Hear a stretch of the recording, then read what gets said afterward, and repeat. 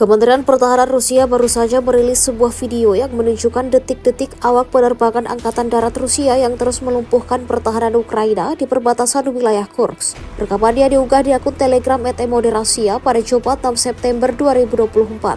Awak Mi-28NM melancarkan serangan udara terhadap konsentrasi anggota militer dan kendaraan lapis baja unit Angkatan Bersenjata Ukraina. Setelah serangan tersebut, kru melakukan manuver anti-rudal, melepaskan perangkap panas dan kembali ke lokasi keberangkatan. Menurut laporan intelijen, seluruh target tersebut berhasil dihancurkan. Sejak video ini beredar, belum ada tanggapan resmi dari pihak Kementerian Pertahanan Ukraina.